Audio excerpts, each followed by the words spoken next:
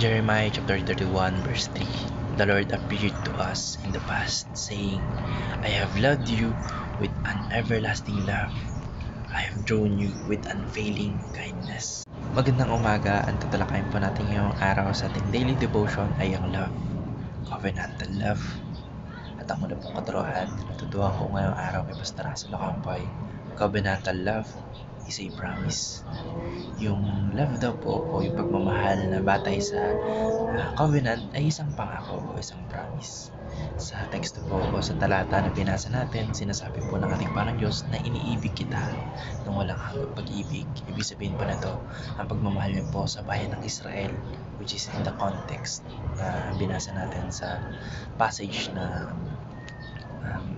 Jeremiah chapter 31 verse 3 ay ibig sabihin po yung pagmamahal po ng ating Panginoon Diyos sa Israel at sa atin bilang mga mananampalataya ay bahagi ng kanyang bayan.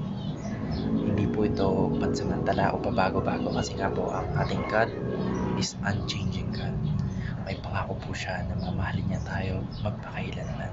In short, ang covenantal love mo ay hindi parang feelings na pwedeng mawala. Hindi parang feelings ng mga tao na o nating mga creation na eventually ay nagpe-fade. Hindi po ganon ang love ng ating Panginoon Diyos. Ang love po na meron siya ay ang agape love. It is unchanging, it is unconditional, it is everlasting.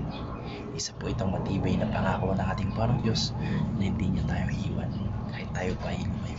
At ang natutuhan ko naman po sa pangalawang katuruan ni Pastor Russell Ocampay, covenantal love is a commitment. Pagmamahal daw po sa loob ng covenant ay isang paninindigan o isang panata. Hindi lang po ito basta sinabi ng ating Panginoon Diyos na mahal niya tayo. Pininindigan niya po ito by giving or sacrificing His own begotten Son. Ganun nga po yung sinabi ng Bible sa kung gaano tayo kamahal na ating Panginoon Diyos. Isipin mo no, yung creation mo nagkasala sa iyo. Imbis na cease to exist niya na tayo dahil sa sobrang galit niya, dahil sa betrayal na nagmula sa ating mga tao, which is creation, sa sobrang pagmamahal niya ay sinakripisyo niya pa yung nag-iisang anak niya, buktong anak niya para sa kasalanan ng ating mga tao. And ganun niya tayo kamahal. Kung ilalagay natin sa perspective ng mga tao, may anak tayo, yung anak natin na yun pinakamamahal natin, yung anak natin na yun nag-iisa at walang katulad. Tapos meron pong tao sa korte na nagkasala, lahat ng kasalanan, lahat ng murder, tawag dito thief, adultery, etc. ay nandun sa taong yun. Pero dahil mahal na mahal yung taong yun, kahit sobrang lala ng kanyang kasalanan, ay pinili mong isakripisyo yung anak mo, nag-iisang anak mo para lang dun sa isang criminal na yun, para lang ma-attain nun yung salvation o mailigtas yung taong yun. Ganun po yung pagmamahal natin para sa atin, unconditional, agape, and everlasting. Kahit maraming beses na po tayo na hindi naging tapat, o kung sa passage ay hindi naging tapat yung Israel, ito po yung nasa context, hindi naging tapat yung Israel sa ating Panginoon Diyos, pero bumalik pa rin siya at nagpakita ng kabutihan at habag doon sa kanyang bayan. Kaya ang covenantal love po ay hindi umatras kahit mahirap, kahit masakit.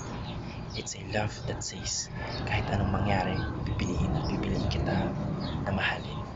Ang natutuhan ko naman po sa pangatlong katuruan ni Pastor Russell Ocampay, covenantal love is sacrificial. Ang pagmamahal daw po sa covenant o sa loob ng covenant ay isang pagmamahal na may kasamang sakripisyo. Sa context po ng ating binasang talata o sa passage nito ay nakita natin na ang ultimate expression ng ating Panginoon Diyos sa covenantal love ay ang pagbibigay ng kanyang bugtong nag-iisa pinakamamahal na anak, which is our Lord Jesus Christ, para po tumbusin tayo at para makamit natin yung salvation. That's the greatest sacrifice, that's the greatest expression of love that anyone can give us. And that's the love that the Lord God give and showed us His creation o tayo mga tao o human being. Pero kahit po sa panahon ni Jeremiah, pinapakita niya ng ating Panginoon Diyos ang willingness niya na magpakumbaba, magantay at magpatawad. Lahat po ito ay may kasamang sacrifices and sakripisyo. Ang tunay po na pag-ibig na ayon po sa tipan o sa covenant ay handang mag-sacrifice para sa minamahal, even if it means waiting or giving up something valuable. Ganon po ang covenantal love.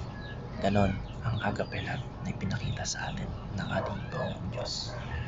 Yun lamang po. Maraming salamat and God bless. Amen.